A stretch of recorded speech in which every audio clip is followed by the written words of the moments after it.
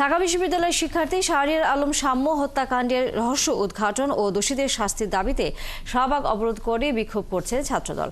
তারা বলছে 9 দিনেও পরিকল্পিত এই হত্যাকাণ্ডের মূল দোষীদের গ্রেফতার ও মামলার দৃশ্যমান অগ্রগতি হচ্ছে না। এখানে প্রশাসনের গাফিলতি আছে বলে দাবি করে তারা বলেন, প্রশাসন প্রকৃত দোষীদের চিহ্নিত করতে ব্যর্থ হয়েছে। আজকের মধ্যে দৃশ্যমান অগ্রগতি না হলে পরবর্তীতে প্রধান উপদেষ্টার বাসভবন ঘেরাওয়ের মতো কঠোর কর্মসূচি দিতে বাধ্য হবে বলে জানান তারা। একই সাথে বিশ্ববিদ্যালয় প্রশাসনের ব্যর্থতা নিয়েও সমালোচনা করেন তারা। শাহবাগ অবরোধ করে কর্মসূচি চালানো সাময়িক ভোগান্তি হলেও জনগণ তাদের পাশে আছে বলে দাবি নেতাকর্মীদের। এই বাংলাদেশে যদি তাদের রক্ত ঝরে তাদেরকে হত্যাকাণ্ডের শিকার হতে হয়, তাহলে আমাদের সর্বশেষ গন্তব্য হবে সেই অন্তর্বর্তীকালীন সরকার ওই যমুনার দিকে।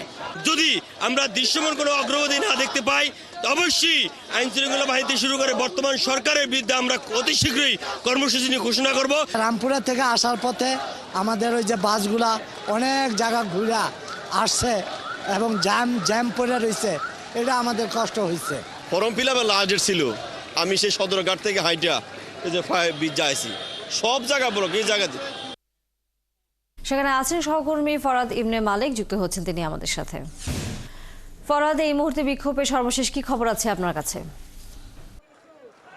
তানিয়া, বৃষ্টি উপেক্ষা করে সকাল থেকে এই অবরোধ কর্মসূচিটি চলছে শাহবাগের চতুর্দিকে তারা গোল হয়ে এখানে দাঁড়িয়েছেন, বসে আন্দোলন করছেন। তারা স্লোগান দিচ্ছেন, সাম্য হত্যার বিচার কেন এখনো পর্যন্ত নিশ্চিত করা যাচ্ছে না, কেন যারা প্রকৃত অপরাধী রয়েছেন তাদেরকে কেন এখনো পর্যন্ত আইনের আওতায় আনা যাচ্ছে না, এই বিষয় নিয়ে তারা এখানে আন্দোলন করছেন।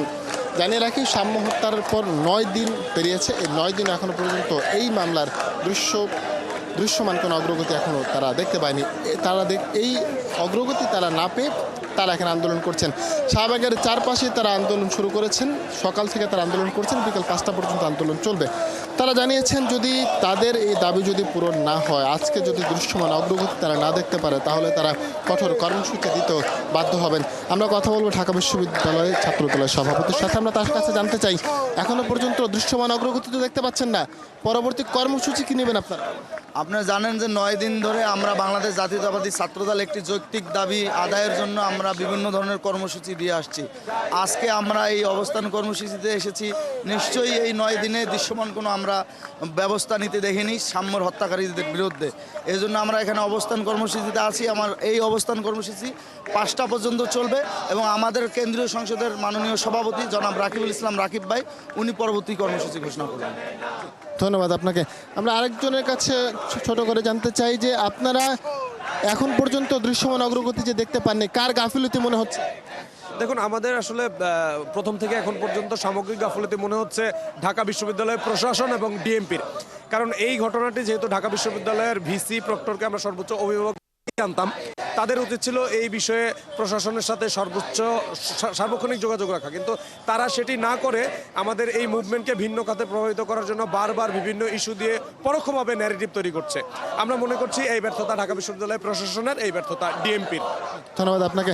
তানিয়া, শুনছিলেন যে তারা দাবি করছেন যে এই ব্যর্থতা আসলে কোনোভাবে ঢাকা বিশ্ববিদ্যালয় প্রশাসন এবং। ধন্যবাদ ফরাদ ইবনে মালিক। আমরা নিশ্চয়ই আবারও এই আন্দোলনের খবর জানবার জন্য ফিরে আসবো আপনার কাছে। দর্শক, সহকর্মী ফরাদ ইবনে মালিক ছিলেন শাহবাগ থেকে।